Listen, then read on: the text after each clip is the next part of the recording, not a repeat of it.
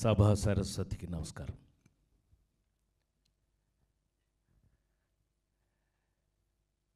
షష్ఠి పూర్తి ఏమండి,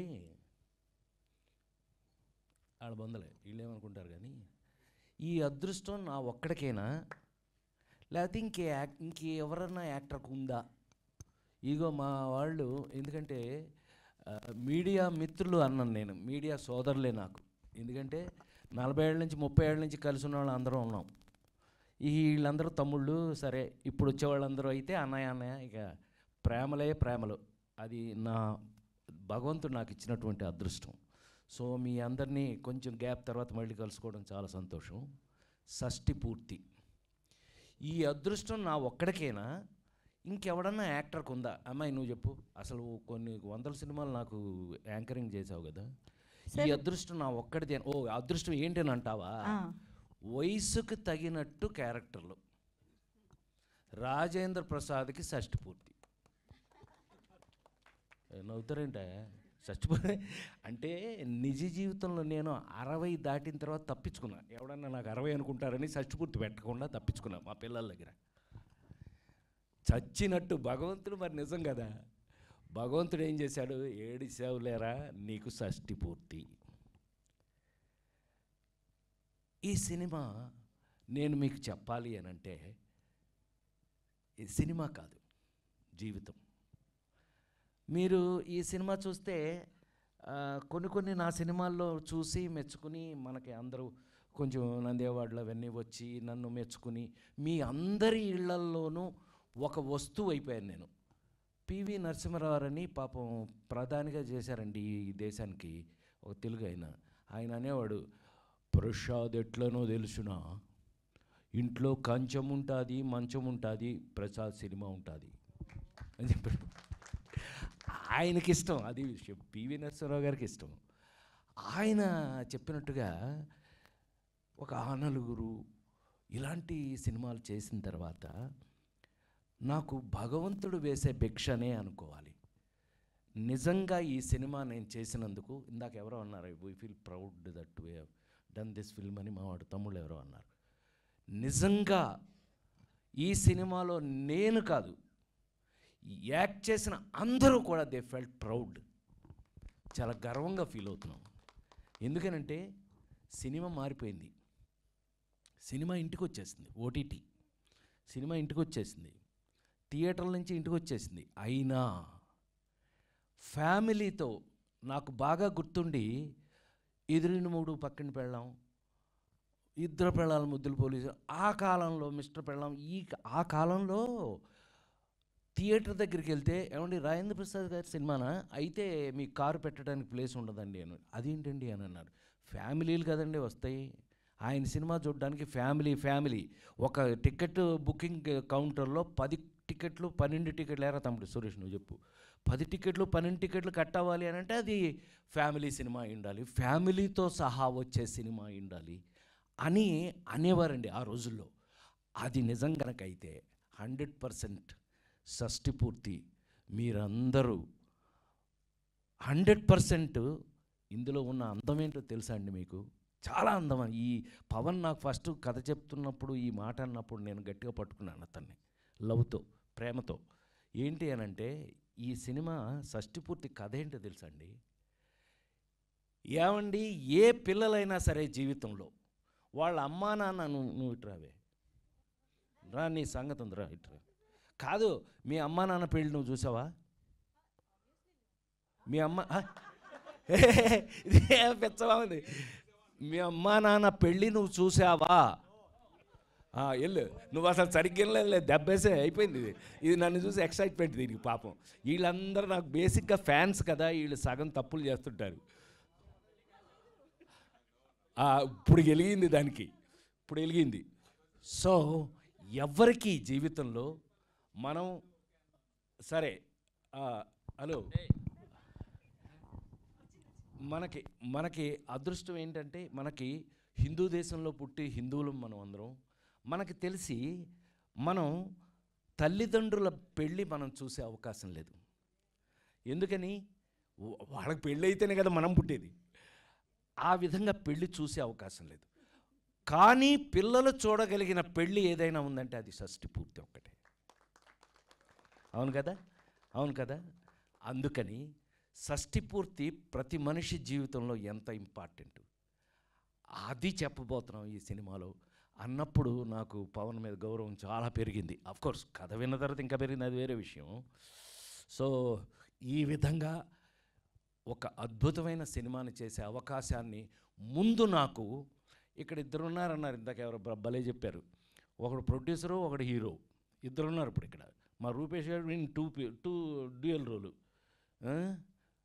నాకు అతను హీరోగా కన్నా ప్రొడ్యూసర్గానే ఐ లైక్ హిమ్. ఎందుకంటే ఎక్కడ అంటే ఆర్బి చౌదరి గారి కజిను, అంతే కదా, your cousin of R B Chowdary గారు, గ్రేట్ ప్రొడ్యూసర్ ఆర్బి చౌదరి గారి కజిను. సో అందుకని ప్రొడక్షన్స్ గురించి కొన్ని వాల్యూస్ గురించి వాళ్ళకి తెలుసు. కానీ ఫస్ట్ టైం అయినా కూడా ఎక్కడ ఎలాంటి చిన్న తేడా కూడా లేకుండా, పైగా మీరు ఇందాక నుంచి అందరూ చెప్పారు, విన్నారు మీరు, ఇళయరాజా గారి దగ్గర నుంచి మీకు పద్మశ్రీ తోటతరణి, ఆర్ట్ డైరెక్టర్స్లో పద్మశ్రీ వచ్చిన చాలా, అతను ఒక్కడే అనుకుంటా ఇండియాలోనే పద్మశ్రీ వచ్చిన ఆర్ట్ డైరెక్టర్ తోటతరణి. ఏమండి, అక్కడి నుంచి మా చైతన్య ప్రసాద్ గురించి ఇంక నేను చెప్పాలి అని అంటే ఒక గంట తీసుకోవచ్చు నేను.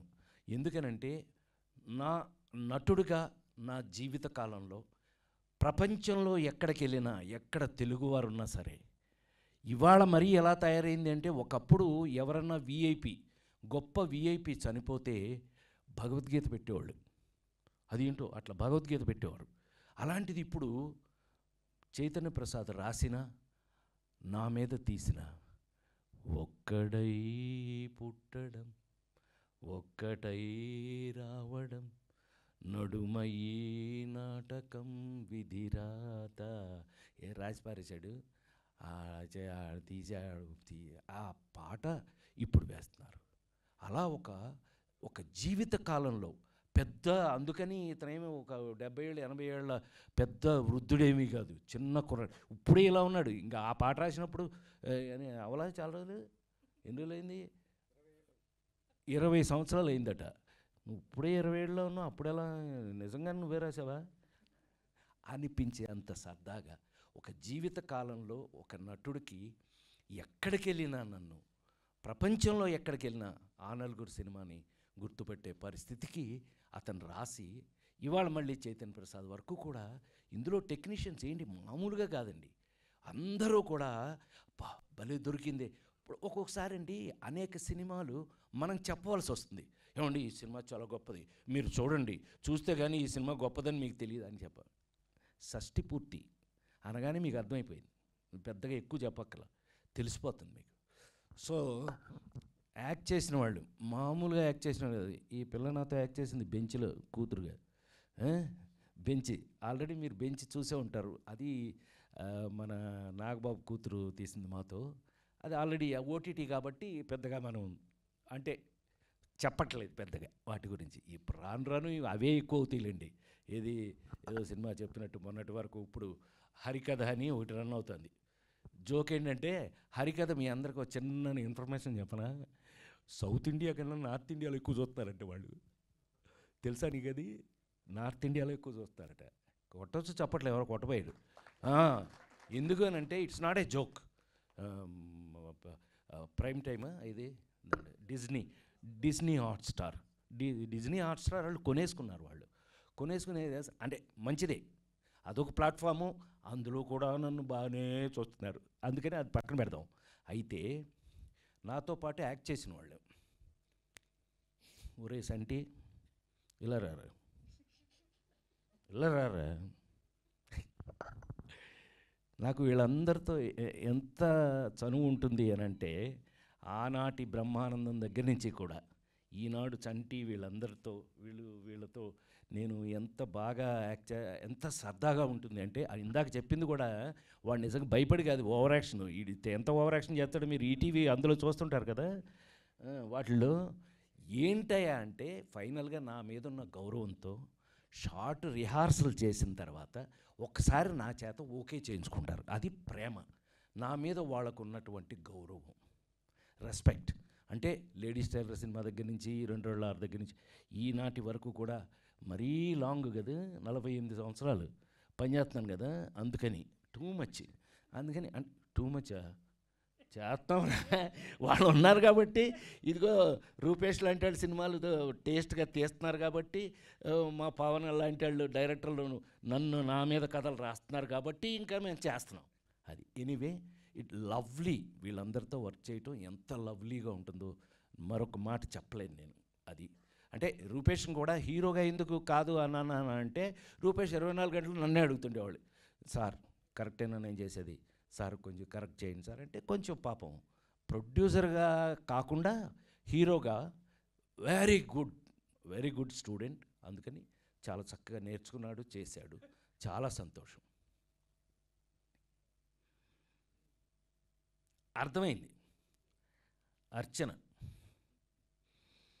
పొరపాటిది తడబాటిది గుంజీలే తీసేయన ఎంకమ్మ.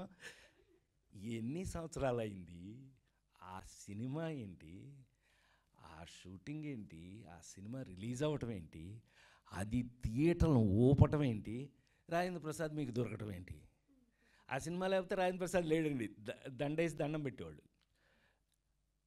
సరదాగంట లేడీస్ టైలర్ సినిమాలో ఆనాడు అప్పటికే తను హైలీ మెచ్యూర్డ్ యాక్టర్స్, అప్పటికే ఏమండి అని వంశీ నన్ను భయపెట్టేవాడు. నన్ను భయపెడతావేంట, ఆవిడ బాగా యాక్ట్ చేస్తే నువ్వు యాక్ట్ చేయించుకో, నేను కూడా చేస్తాను అనేవాడిని. హ్యాక్ ఏమండి అర్చన అనేవాడు, భయపెట్టేవాడు. ఎందుకు భయపెట్టాడని మనం కూడా సుజాత మై మర జాత తుమారా చుట్టూ పిరి జాత, అది నా తలరాత, హమ్ పడా తుమారి తొడ, హమ్ బచ్చా బట్టల సత్యంలు వచ్చా. ఇలా చెప్పేసాం అప్పట్లో, ఏదో సరిపోయింది. మరి ఈనాడు నిజంగానే నాకు ఎంత ఫుల్గా, అమ్మాయి నువ్వు చెప్పటం అని కాదే, నేను నిజంగానే అంత సంతోషంగా ఉన్నాను. నిజంగానే షష్టిపూర్తి సినిమా ఒక ఫుల్నెస్ ఇచ్చింది నాకు.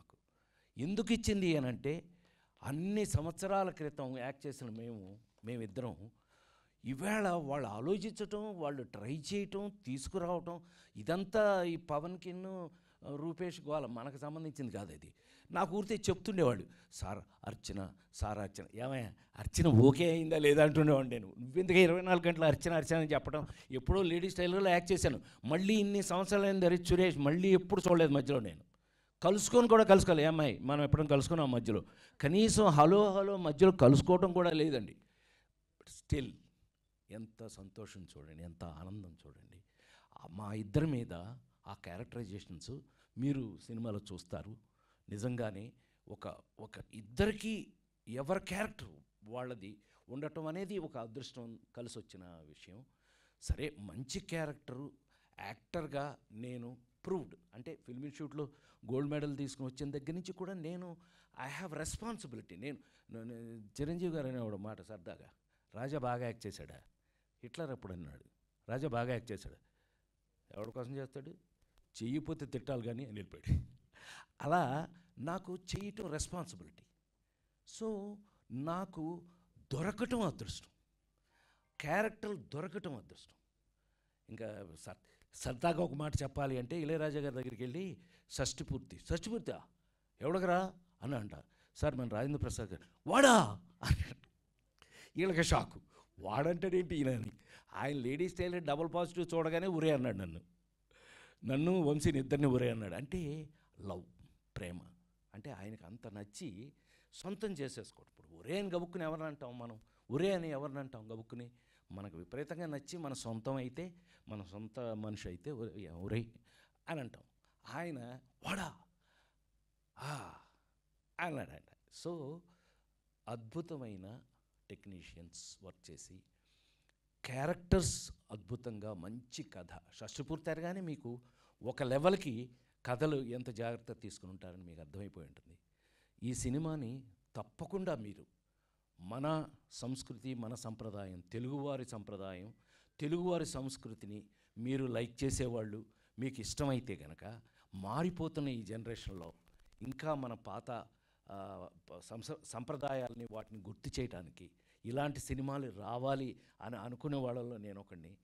అందులో నేనే పనిచేయటం అది భగవంతుడు నాకు ఇచ్చినటువంటి అదృష్టంగా భావిస్తూ, ఈ అదృష్టాన్ని మీరందరూ కూడా థియేటర్లో చూసి ఫ్యామిలీతో సహా చూసి మనవరాళ్ళు చిన్నపిల్లల్ని అందరితో సహా తాత అమ్మమ్మలు నాయనమ్మలు వాళ్ళందరితో కలిపి చూసి మీరందరూ కూడా ఎంజాయ్ చేసి, మేము ఏ కమిట్మెంట్తో అయితే ఈ సినిమాని ఒక సంప్రదాయబద్ధంగా తీసాము, ఒక సంప్రదాయబద్ధం అంటే మన గోల మిస్ అవ్వదు, మన గోల లేకపోతే ఎట్టాగా లేడీ టైలర్లోనే గోల, ఇవాళకి అదే గోల.